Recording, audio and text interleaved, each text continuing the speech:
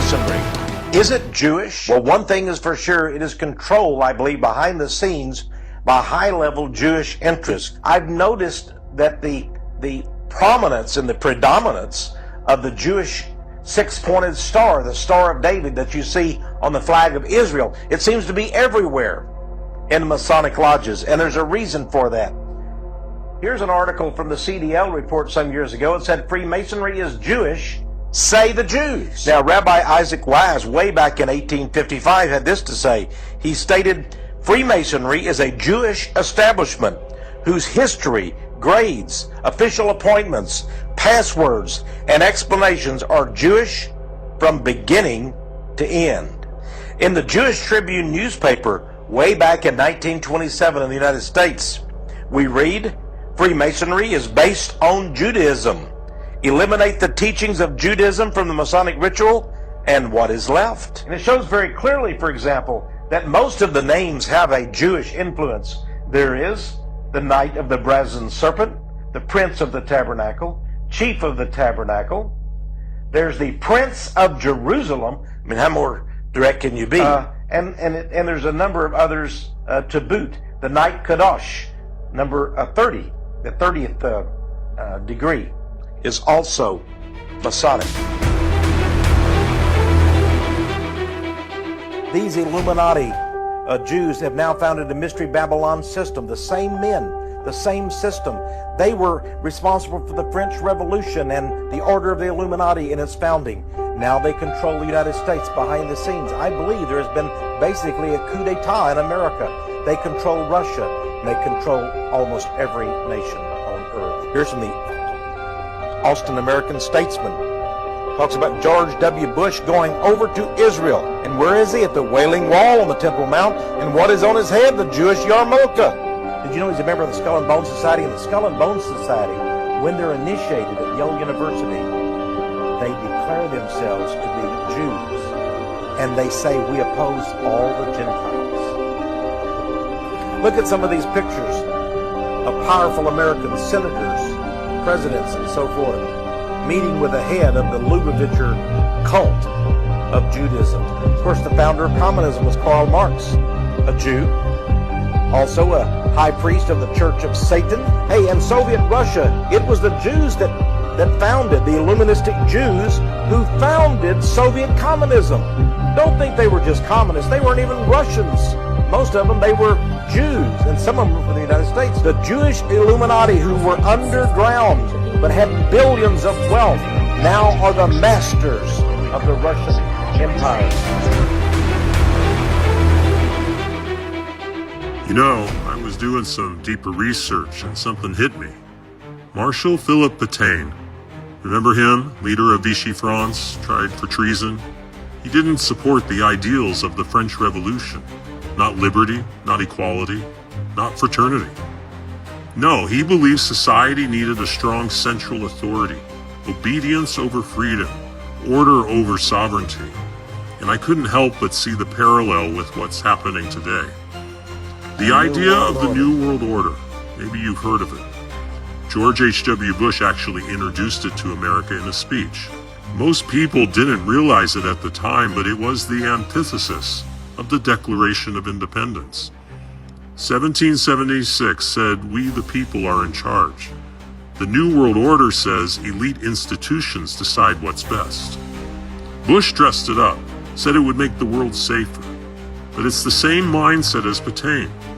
A distrust of people, a belief that we must be ruled. And that belief has quietly dominated our leadership. Clinton, Bush, Obama, Biden, all of them pushed this globalist framework. Left and right, same ideology. It's not American. Now, there were exceptions. John F. Kennedy, Ronald Reagan, Donald Trump. All three opposed the globalist agenda. All three shot. Coincidence? Maybe. Maybe not. But what's happening now with Obama is something else. He's been accused by the current director of national intelligence, not some fringe figure, of using intelligence agencies to undermine a sitting president. Why would somebody go that far? Because Donald Trump threatens their system. He believes in sovereignty. He believes every country should have self-rule, as long as they don't impose on others. That's liberty. That's 1776. That's the spirit of the French Revolution. And that's why they fear him. Obama, Bush, Clinton, they believe in control. Trump believes in the people. And that's what this is all about. My friends, we are all anonymous. And everything, and I mean everything, comes down to this question. Do you want to be ruled, or do you want to be free?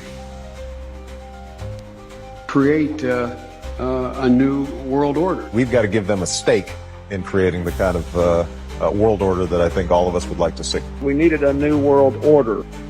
That is why America will always choose independence and cooperation over global governance, control, and domination.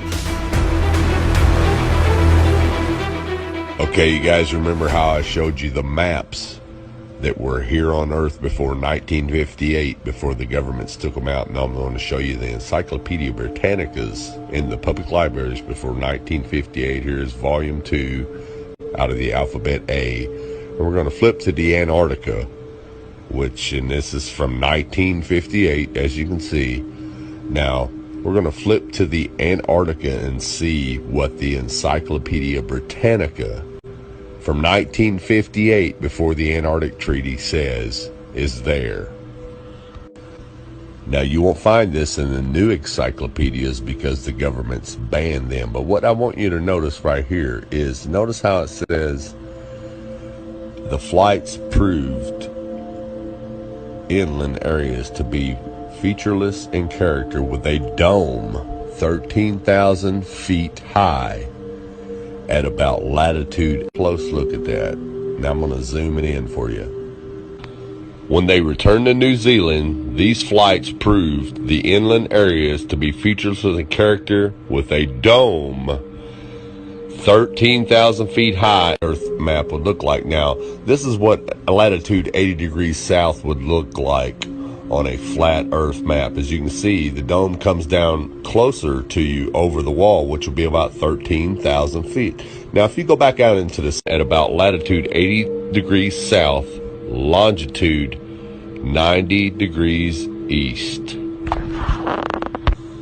Now, if this doesn't make sense to you, let me show you with an image of what a flat center of the Earth, or up the North Pole, and try to go up to the firmament with a little bit of calculation. It's going to show that it's about 385,500 feet away. It's really, really simple, folks.